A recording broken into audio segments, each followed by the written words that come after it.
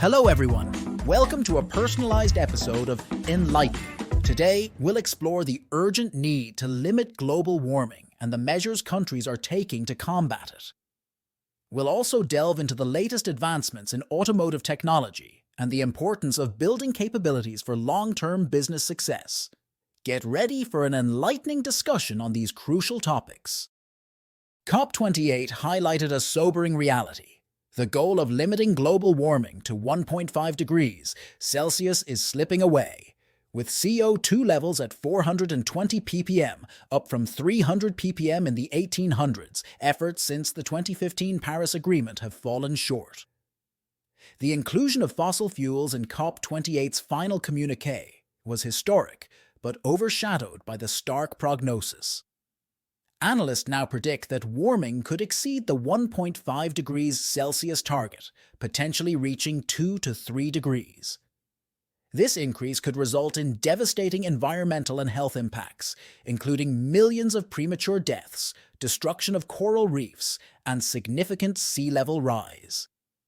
COP28, while marking progress and acknowledging key issues, ultimately signifies a growing acceptance of a future with higher temperatures, underscoring the urgency for more aggressive climate action and adaptation strategies.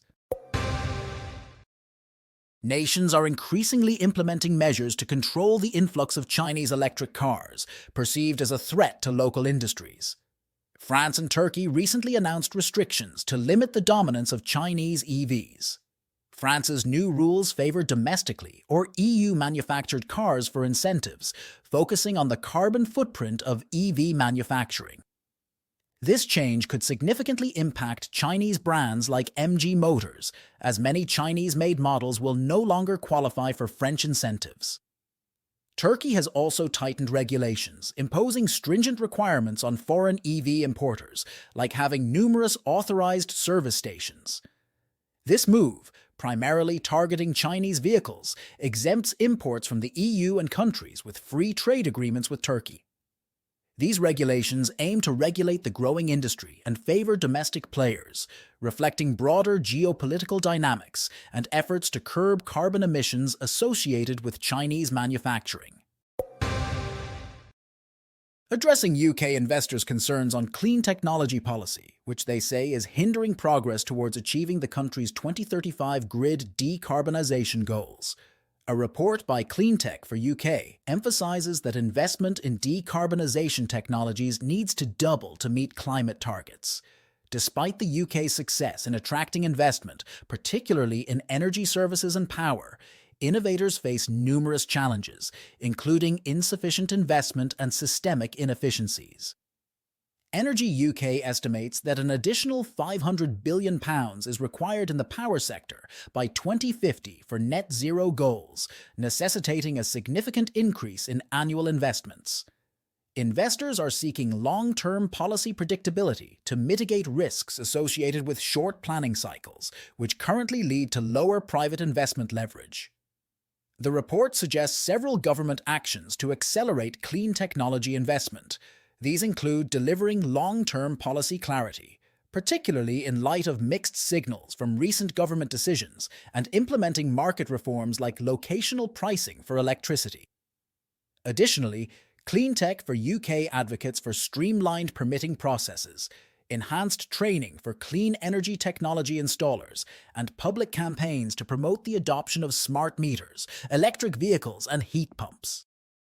With efforts to limit global warming faltering and countries like France and Turkey implementing measures to restrict Chinese electric cars, the focus now shifts to the concerns of UK investors about clean technology, policy hindering progress towards decarbonisation goals, calling for double the investment in decarbonisation technologies to meet climate targets.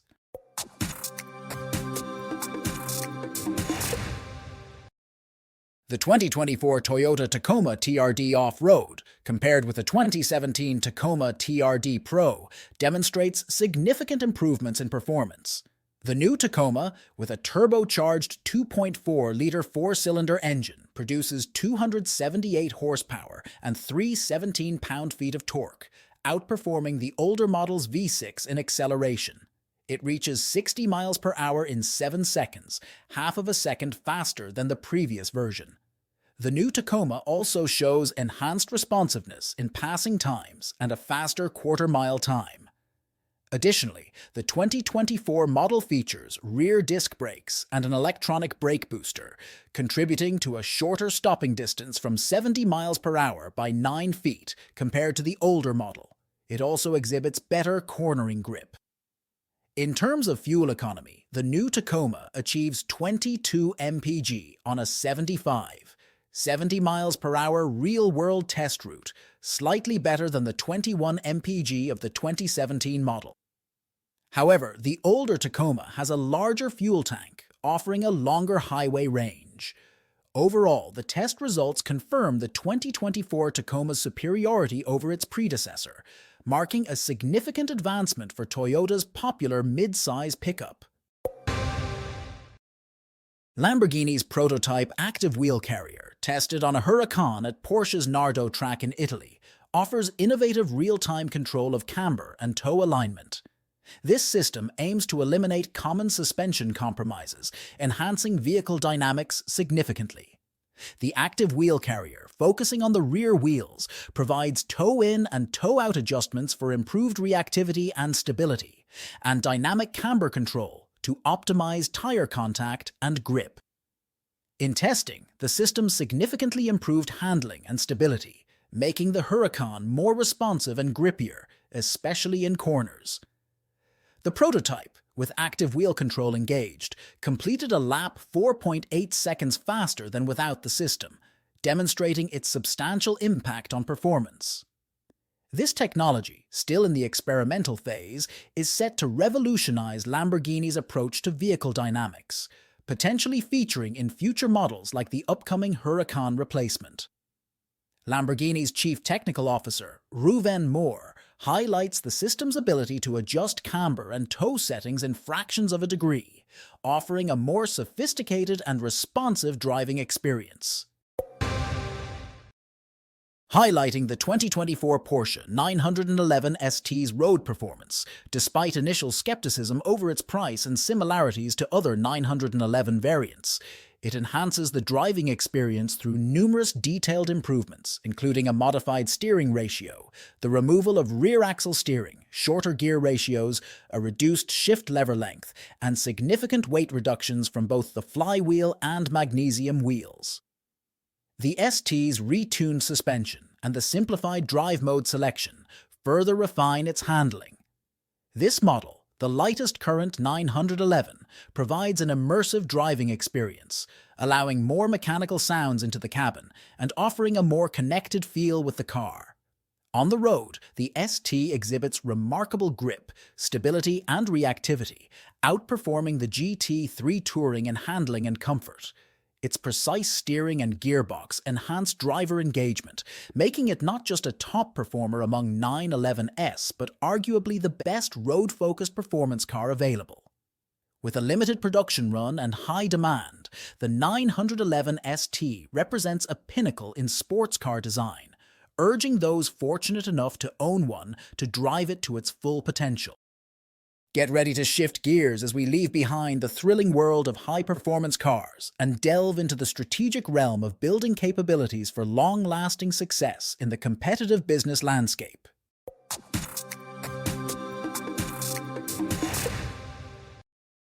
Today, let's explore a topic that's central to the success of any company, yet often shrouded in mystery: the concept of building capabilities before moats. The idea of a business moat, often bandied about in venture circles, tends to be misunderstood. So, what really defines a moat? According to insights from the venture world, a moat is essentially a proven, perpetuating, and permanent unit economic advantage that a company holds over its competitors. But there's a catch. Moats aren't just stumbled upon. They're the result of meticulously cultivated capabilities. Let's dive into what these capabilities are. They're not tangible assets that you'll find on a balance sheet. Instead, they are intangible assets developed by a business that enable it to operate more effectively and earn returns above others in the market. Think of them as the engines of competitive advantage, determining the persistence and scope of a company's moat.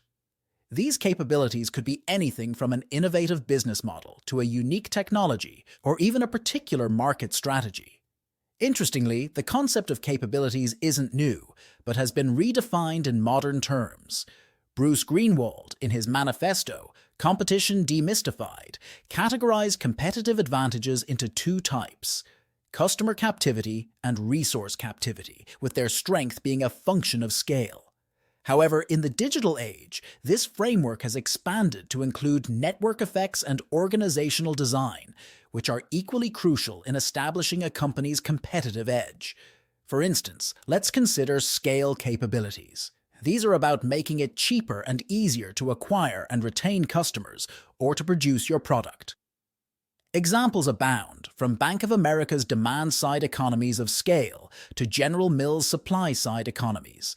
Then there's process power, which includes pursuing complex goals, like SpaceX, or embracing rapid change, like Rocket Internet. Network effects capabilities are another interesting area. These are particularly relevant in our interconnected digital world, where the value of a service increases with more users.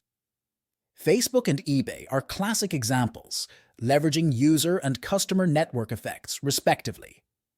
Google and Yelp showcase the power of system and exogenous data network effects, harnessing user-generated content and system learning to create more utility and demand.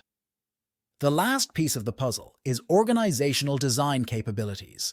This aspect has gained prominence with the rise of venture capital, allowing new entrants to compete with fundamentally different business models.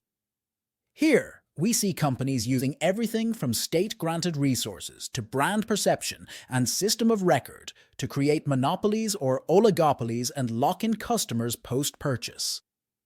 So what does this all mean for businesses trying to navigate the competitive landscape?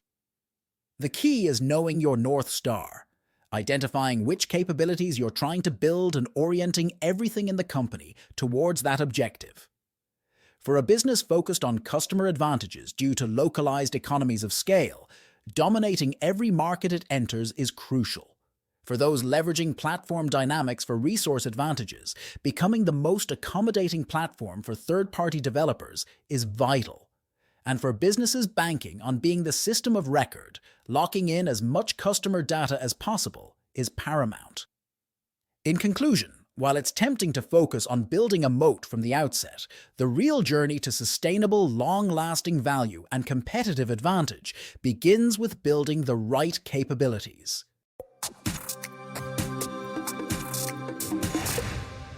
Thanks for tuning in to today's episode of Innovation Pulse. If you enjoyed our insights and are eager to learn more, the Enlighten Me app is just a tap away. Expand your knowledge with personalized content on over 20 diverse topics, from crypto to health and beyond, all curated to fit your interests. Download the Enlighten Me app now at the Apple Store or Google Play, or visit the enlightenme.ai website. Stay curious, stay enlightened.